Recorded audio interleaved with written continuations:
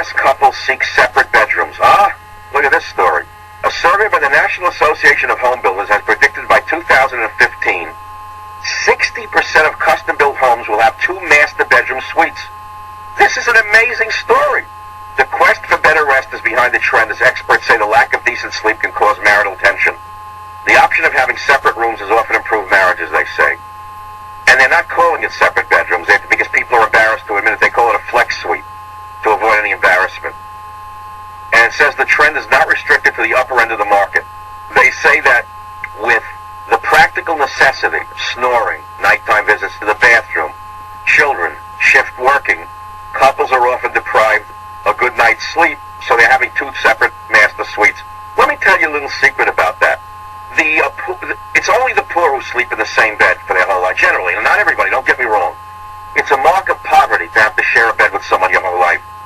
The fact of the matter is, if you study the history of this, let's start with the royalty. They never shared the same bedroom.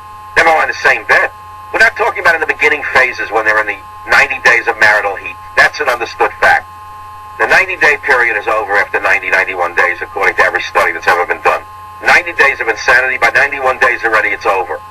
It goes on to a certain extent, but after 90 days you have to live with this person. So first it starts out as twin beds in the same room, very close to each other with a little nightstand. Then it's not so much twin beds, you get the bigger beds in the same room. Then if you have a little money, it's 2 bedrooms. That's how it works. But that's the fact of the matter. There's no shame in it. You can still get together when you want. But you have 2 different lives, 2 different minds. Why do you have to share every second in the bedroom? Well, that's a sacred place to be there? The way people are today individually, they don't want to be in the same room. And by the way, this is not limited to America. I spent many years, I'll give you an example, an anthropological experience about men and women. In Fiji, let's go back to the years I was going into Fiji in the village.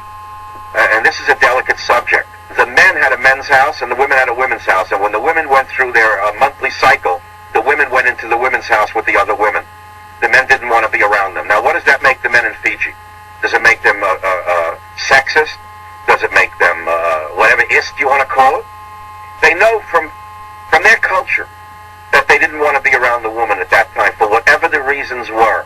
And I got news for you. The woman would rather be with her friends at that time than the guy. So he went over to his friend's house. They all hung out, slept in the same big straw hut. And the women slept together. That's how they did it in Fiji. I'm giving you one example. So this whole idea of how to raise a child, or how to live with a woman, or a woman how to live with a man, there's no set rule. There's no set rules in this area.